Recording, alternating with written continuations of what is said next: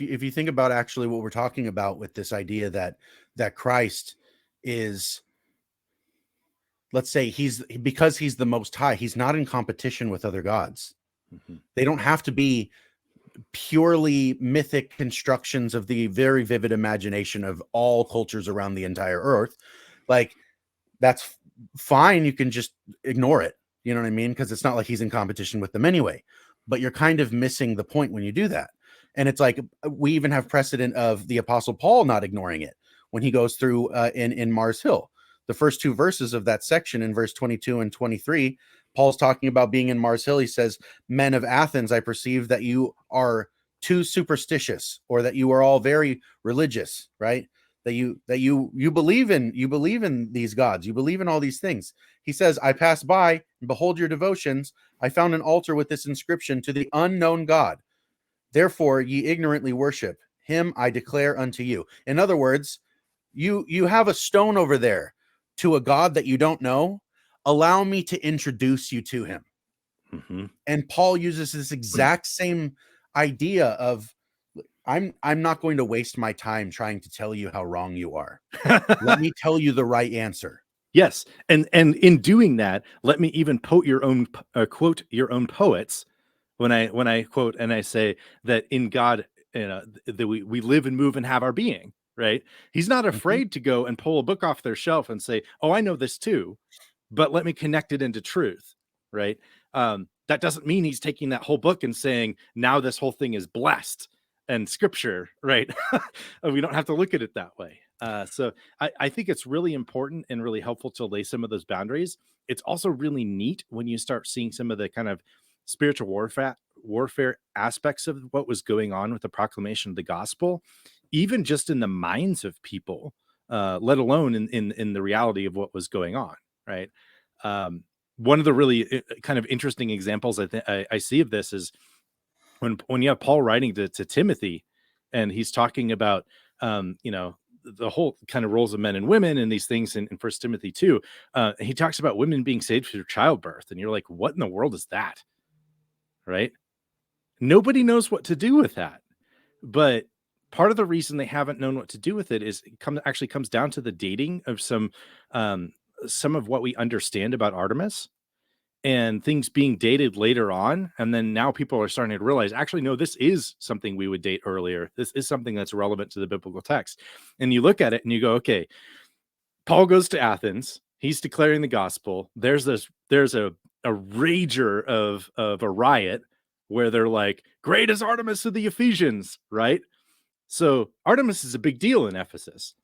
Paul's writing to Timothy. Timothy is the person leading the church in Ephesus at that time, right? Okay, maybe there's a connection to Artemis here. I wonder what people thought about her at the time. One of the things they thought about her was that she was the goddess who would protect women in childbirth, or would kill them if they displeased her, right?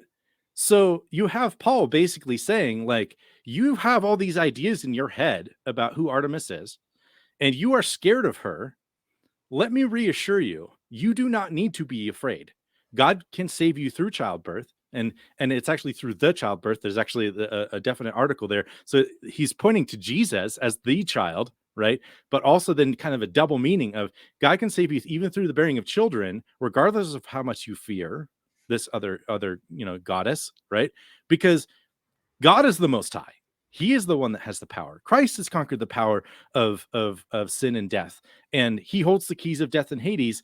Those of you who have in your head that it's Artemis that holds those keys, she does not. Jesus does, right? So there's all of this kind of rewiring of people's heads that's going on at the time that we just think is either irrelevant or we don't even see because we don't live in a world that's pagan primarily, right?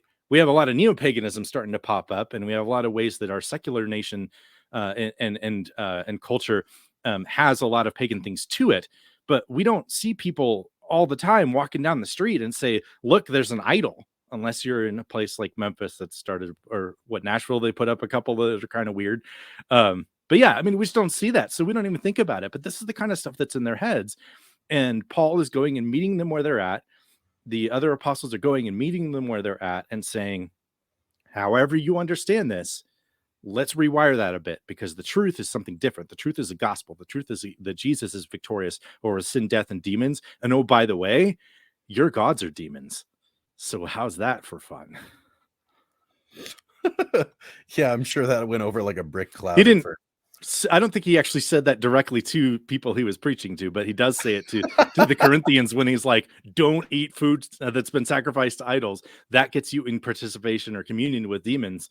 And then in parallel, he's talking about the Lord's Supper, and he's like, this is participation in the table of God. It is communion with God, right? So anyway, yeah. Well, he says other things too. Like there's another part where he says, I'm trying to find the reference, but in the Corinthians, the god is fading now. So the power of Demeter especially was kind of going away. But converse to that, 1 Corinthians 15, he comes to say, death is the last enemy to be defeated. Everything else is going to go away, and then at the last day, that's when death is finally taken care of, and that's when it all kind of concludes. Yeah. That, and even the reference that we've used several times tonight from Revelation is actually that he holds I am alive forevermore, and I have the keys of death and Hades. And those names there, death, even in our, let's say the newer translations, death is often capitalized there because it's supposed to be a personified title. The word for that is actually is actually the god Death, which would have been what that's literally a claim to be conquering the gods, the demons, the lesser beings. Like this is it shouldn't be at all surprising to us, and yet it is. And it's because I think we have this let's say handicap of being able to read the Bible so simply in our own language that we often are missing so much depth because it's been stripped down to its bare bones because of our emphasis on purely doctrines around let's say the function of salvation, right? These soteriological doctrines and legal doctrines about God as judge and man as criminal, and the divine pardon that's necessary for us to be in God's presence and so forth. And those things becoming an emphasis draw our attention away from the more spiritual realities of these things, like what you were just talking about, participating with demons from eating sacrificed meat. It's like, well, that's really weird, and it doesn't fit into this, like, I'm either with God and fully pardoned, or I'm away from God and I might as well be a demon.